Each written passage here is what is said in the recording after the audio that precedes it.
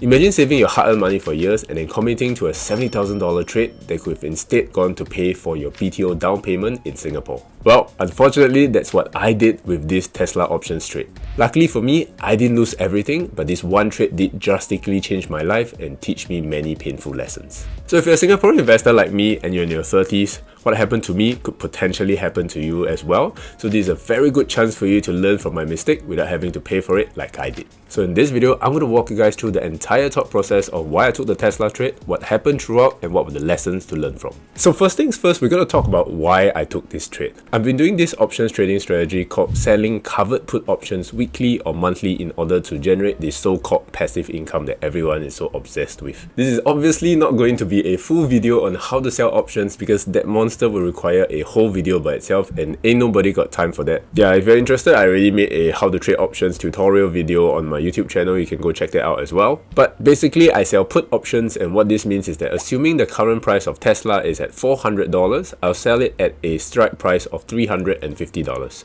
So if it falls to $320, for example, after the contract expires, then I'll still be forced to buy it at $350. So for this risk that I'm taking, I get to collect a small amount of money called the premium. So if it stays above $300.50 after the expiry, nothing happens. I get to keep the premium for free, and I get to repeat this process and keep earning money from it. So I've been doing this strategy for the past 2 years and have been somewhat consistent, earning a few $100s every month.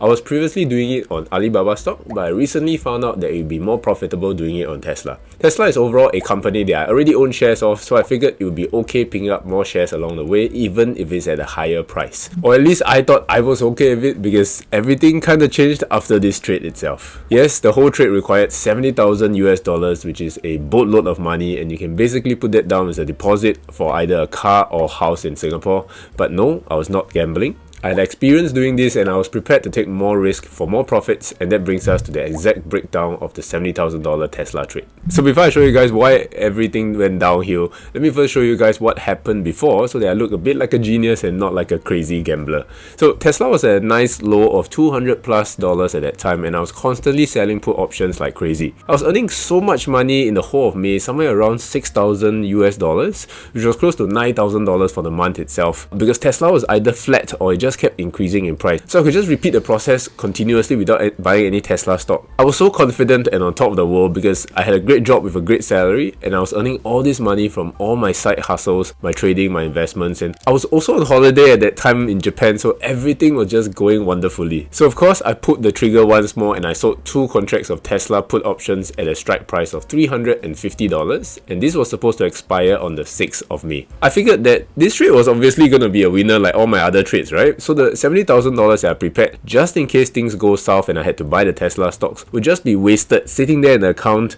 collecting dust, right? So I might as well do something about it with that money. So of course this is where the stupidity begins, or maybe the foolishness. So I did the most foolish thing ever, and I put that money into the money market funds so that I could earn even more interest on it and generate even more money out of my greediness, or maybe boredom in some sense. This is the stupid things you do when you're on a holiday and you get some free time to press some buttons on your broker apps. Yeah, never do these kind of things. Learn from my mistakes, don't waste money this way. And this brings us to the awaited breaking point of the story. I was having a very nice lunch with my girlfriend at the Japan airport, I still remember.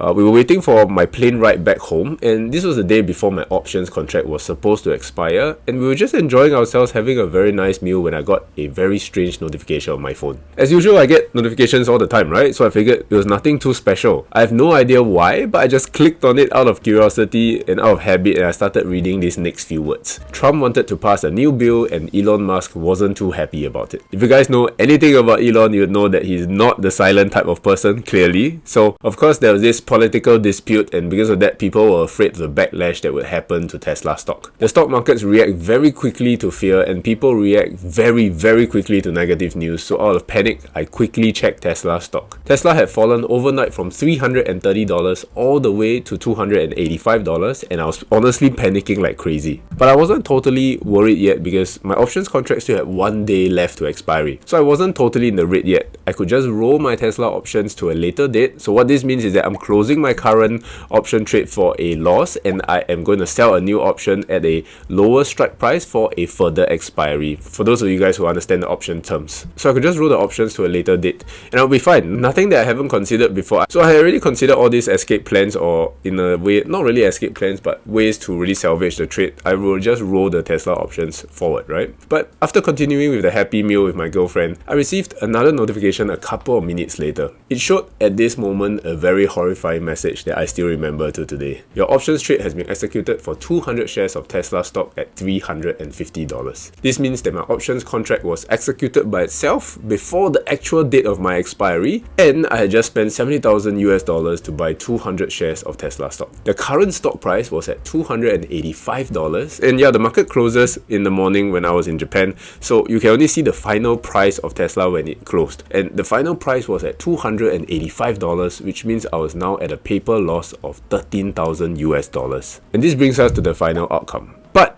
the question that is yet to be answered was, how in the world did my options contract expire even though I still had 1 day left in my options contract? Remember when I mentioned because of my itchy ass fingers, I went to put $70,000 into my account into the money market funds? That was the main problem, and unluckily at the very same time the political dispute happened, which caused Tesla stock to drop more than $60 in just one night. Because the brokerage thought that I did not have any leftover money for this options trade in my account, what usually happens is what most investors fear for their lives, called a margin call. This means that the broker will liquidate or sell your options for you if it has dropped a significant amount in a short amount of time and they deduce that you do not have enough money to pay for it. So before you lose all your money and you cannot afford to pay the price, they will make the executive decision to sell it for you. And there I was waiting for my flight home from my 2-week-long holiday in Japan, knowing that I just messed up on this $70,000 trade. I was kind of panicking a little, and I was so afraid that I didn't even tell my girlfriend at that time. I just kind of ignored it and I tried my best to process it on the flight home, telling myself that like this happens all the time. We just gotta learn how to deal with it, much like the rest of life, right?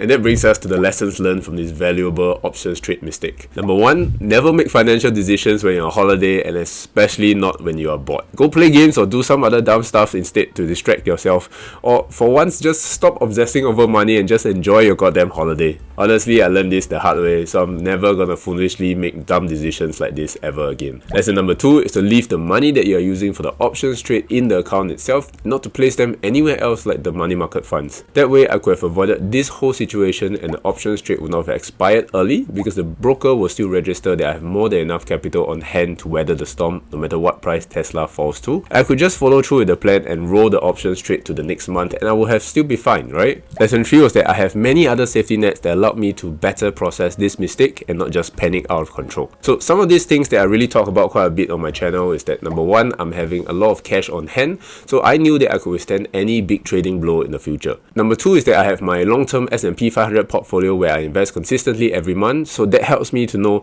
that no matter what happens, I can fall back on this solid portfolio to grow consistently over the years. That's why I recommend so strongly on having enough cash reserve and having a long-term portfolio as a form of, almost a form of insurance, so that whenever things go bad, and they will, believe me, they will, you will be able to manage it better both financially and mentally. At least you won't lose some sleep at the end of the night, right? But yes, hopefully this video has helped you guys to understand how to avoid this huge mistake without paying the same price that I did. If you enjoyed this video here, then you'll probably enjoy this video here too. Thanks for watching, have an amazing day as usual, and I'll see you guys in the next few videos. Bye bye.